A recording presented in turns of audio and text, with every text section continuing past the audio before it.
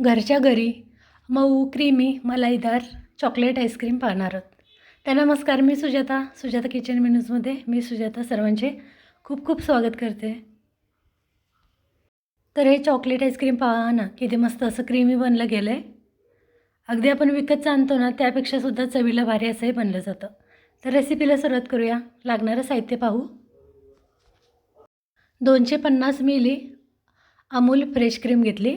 Whipping cream घेतली तरीसुद्धा चालेल. कंडेन्स्ड मिल्क घेतलं आहे. कोको पावडर लागेल आणि काही चॉकलेट लागतील.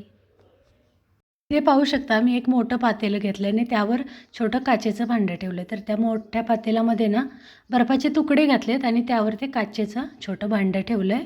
यामध्येही थंडगार क्रीम जे आहे ना ते घालून घेऊ. तर क्रीम थंडगार घ्यायची, ही खूप महत्त्वाची टीप. त्यासाठी ना ती आदल्या दिवशीच फ्रीजमध्ये ठेवून द्यायची. क्रीम जर थंडगार नाही घेतली तर हे मिश्रण जे आहे ते असं सॉफ्ट होणार नाही. इलेक्ट्रिक बीटरने जरा वेळ फेटून घेऊ. इलेक्ट्रिक बीटर नसेल ना तर विस्करने फिरवलं तरीसुद्धा चालणार आहे. आणि पाहू शकता 5 ते 7 मिनटं मी फिरवून घेतलं होतं आणि मस्त असे सॉफ्ट मिश्रण बनलं गेलं आहे. तर यामध्ये बाकीचं साहित्य घालून घेऊ.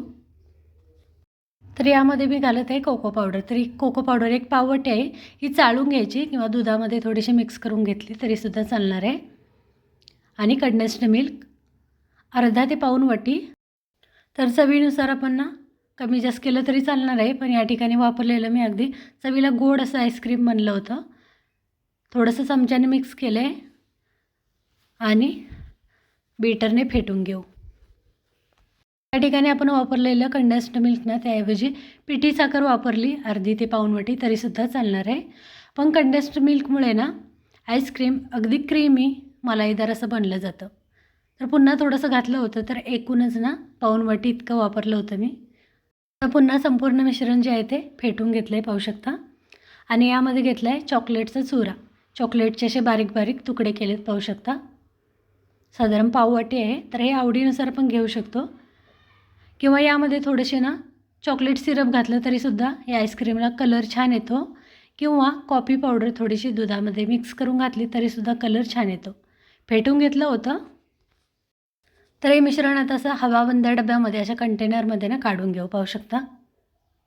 वरून पुन्हा थोडेसे मी चॉकलेट घातलेत आणि घट्ट असं झाकण लावून ना आपल्याला हे फ्रीजमध्ये 7 ते 8 तास ठेवून द्यायचं आहे. कारण 4 तासामध्येच व्यवस्थित जमलं होतं हे. पण मी हे रात्रभर ठेवून दिलं होतं आणि सकाळी पण पाहू. तर याला मी थोडंसं फॉईल पेपर लावून वरती झाकण असं पॅक करून घेतलं होतं किंवा नुसतं झाकण लावलं तरीसुद्धा चालणार आहे. अगदीच घट्ट असं झाकण लावून घ्यायचं आहे. हवाबंद डब्यामध्ये ठेवून द्यायचं आहे पाहू शकता. तर मी हे फ्रीजमध्ये ना रात्रभर ठेवून दिलं होतं आणि आता सकाळी पाहूया. तर सकाळी पाहू शकता या ठिकाणी आईस्क्रीम मस्त असं जमलं होतं. अगदी क्रीमी असं हे बनलं होतं. चवीलासुद्धा अगदी प्रमाण बरोबर असं लागलं होतं. तर वापरलेलं साहित्याप्रमाणे मी खाली डिस्क्रिप्शन बॉक्समध्ये देत आहे. नक्की पहा. या पद्धतीने नक्की आईस्क्रीम बनवून पहा. नक्की आवडेल तुम्हाला. तर हे आईस्क्रीम बनवण्यासाठी आपण अमूल फ्रेश क्रीम वापरली होती. कंडेन्स्ड मिल्क वापरलं होतं. तर हे तयार साहित्य न वापरतासुद्धा ना घरच्या साहित्यातसुद्धा आपण अशाच वेगवेगळ्याने आईस्क्रीमचे रेसिपी व्हिडिओ पाहणार आहोत. तर त्यासाठी चॅनलला अजून सबस्क्राईब केलं नसेल तर सुजाता किचन मेनूज या आपल्या चॅनलला सबस्क्राईब करून ना समोरील बेल आयकॉन दाबा. म्हणजे असे येणारे व्हिडिओ त्यांची नोटिफिकेशन सगळ्यात आधी तुम्हाला भेटेल. तर हे आईस्क्रीम ना मस्त असं स्कूपरने काढून घ्यायचं आहे किंवा स्कूपर नसेल तर असं स्क्वेअर शेपमध्ये चौकोनी आकारामध्ये आपण हे असं काढू शकतो. पाहू शकता किती मस्त असं क्रीमी बनलं गेलं आहे. तर मी असं चाकूने कापून घेतलं होतं स्क्वेअर शेपमध्ये किंवा अगदी स्कूपरने गोल असं काढून घेतलं तरीसुद्धा चालणार आहे. चवीला अगदी भन्नाट असं हे बनलं होतं. तुम्ही अगदी पहिल्यांदा जरी बनवलं ना तर यासुद्धा अगदी परफेक्ट असं बनलं जाईल. आणि वरून थोडंसं चॉकलेट सिरप घालून या ठिकाणी मस्त असं क्रीमी मलाईदार चॉकलेट आईस्क्रीम बनून तयार आहे. तर विकतच्यापेक्षा भारी असे हे चॉकलेट आईस्क्रीम ना घरच्या घरी एकदा नक्की बनवून पहा.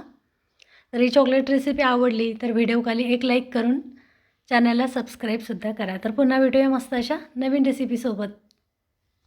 रेसिपीज आवडत असतील तर मैत्रिणी नातेवाईकांना नक्की शेअर करा. तर पुन्हा भेटूया. धन्यवाद.